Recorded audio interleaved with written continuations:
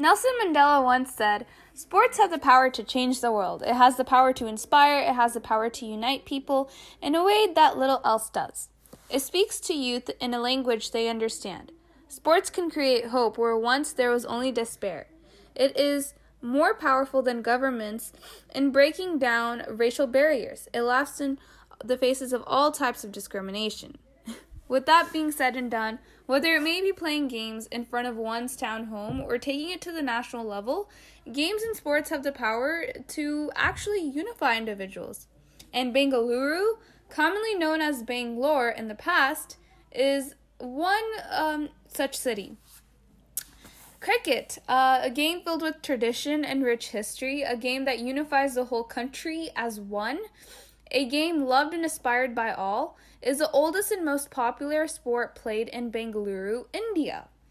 Although being a city in India that was most influenced and assimilated by the colonization of the British, the civilians still found a way to hold on to and expand their cultural roots by adapting their interest into cricket.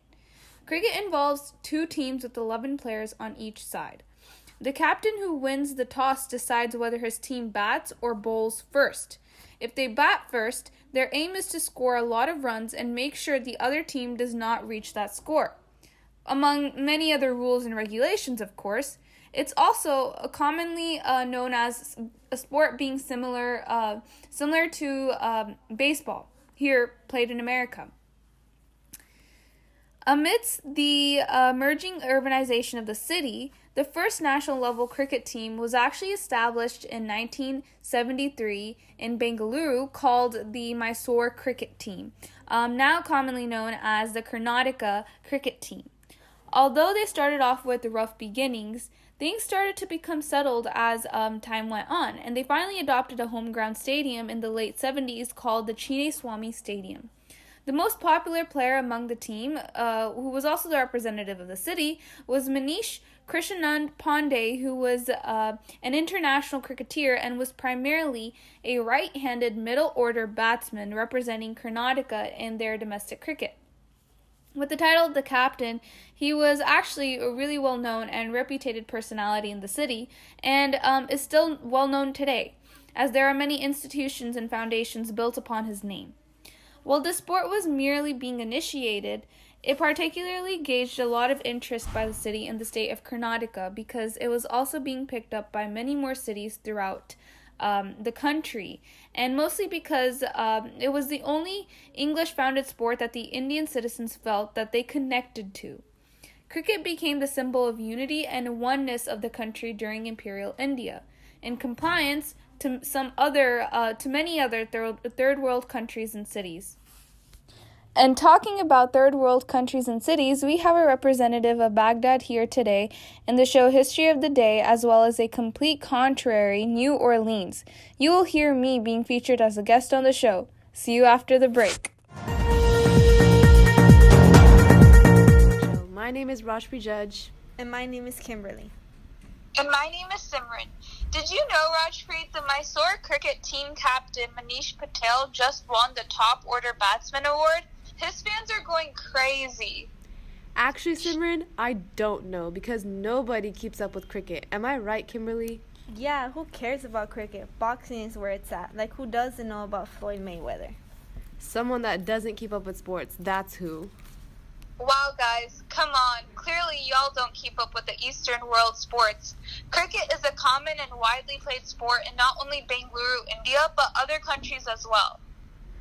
Hey, I keep up with Eastern world sports. I know a lot about soccer in Baghdad, Iraq. Sorry, guys, I just know a lot about boxing in New Orleans. Well, with that being said, I think we can all agree that, as Nelson Mandela once said, sports have the power to change the world. Sports can create hope where once there was only despair. It is more powerful than governments in breaking down racial barriers. It laughs in the face of all types of discrimination. In Bengaluru, cricket became a sport that the Indian civilians were able to adopt off of the colonization by the British because it was something that truly gauged their interests and helped them cope with the surroundings of imperial times. I can say that is true for Baghdad because soccer unified the people after all of the wars and invasions that people had to face. As for New Orleans, it's difficult to agree with that statement because after Hurricane Katrina hit, many people had to evacuate the city in order to continue pursuing a career in boxing. However, boxing in New Orleans paved the way for the popularity that it gained in the Western world. Boxing has become a sport that is extremely popular to the public because it's a sport many people enjoy to watch and gamble on. Soccer is also a very popular sport that is recognized throughout the world. This sport originally was played within just the teams in Iraq, but soon after they started playing in international tournaments and even hosted a few of their own. That is also true for cricket. Although you guys don't keep up with it, it is considerably one of the most popular sports played in countries like India, England, Australia, and much more. Besides being known as the national sport of India, Bengaluru was one city which was, although a bit behind, created a team that has gone to the finals multiple times throughout its history. You know what's interesting though? Bengaluru actually initiated their team back in the 70s. So for them, it's a pretty young team. And besides becoming the emerging tech hub of the world and known as Silicon Valley of India, the Bengaluru citizens strive to perfect their national level reputation as well, and sports was one way to go. Wow, the 70s? That wasn't too long ago. Soccer in Baghdad actually began in the 1920s when the people of Iraq would play against the British Army. But it wasn't until the 1970s when soccer in that area gained its popularity, even though the Iraqi Football Association has been part of FIFA, which is a pretty big deal, since 1950. On the other hand, boxing in New Orleans began gaining recognition in the 19th century. It actually became a legalized sport in 1891 when glove boxing became a regulation for the sport. In fact, the first fight to have these restrictions was John L. Sylvian and James J. Corbett. Speaking of restrictions, there were several bans placed on the international games played in Iraq because of the Iran-Iraq War, Gulf War, and the post-invasion.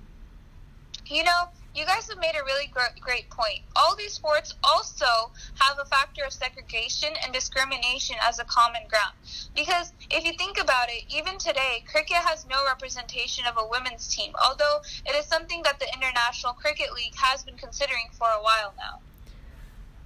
Iraq recently implemented a national women's soccer team. I think it's a pretty big deal, even though it's not as popular, because you have to start somewhere, right? You're right. Although women's boxing already has an early establishment, I'm hoping that women's boxing gains popularity as well. You know, I just realized that soccer, boxing, and cricket are very similar in many cases. Really, Rajpreet? How so? Well, first of all, everyone has to follow a diet in order to remain fit and healthy so that they can perform well in their sport. Also, don't forget about the hours and hours of training, conditioning, and working out. True, and not only that, but all games improve some characteristics of a person, like discipline, fair play, equity, respect, endurance, leadership, decision-making, and I can keep going on. That's true. And also cricket and soccer both have 11 players, but boxing is only a team of 1. I think it's cool how boxing is just 1 versus 1 because winning or losing is only in your hands, whereas for cricket and soccer you rely on your whole team. What do you guys prefer, working in a team among others or relying solely on yourself to get the job done? I don't know about you guys, but the only person I trust is myself. I definitely agree with you on that point. Alright guys, that's all the time we have left for today. Stay tuned for next week's episode of History of the Day. Thank you.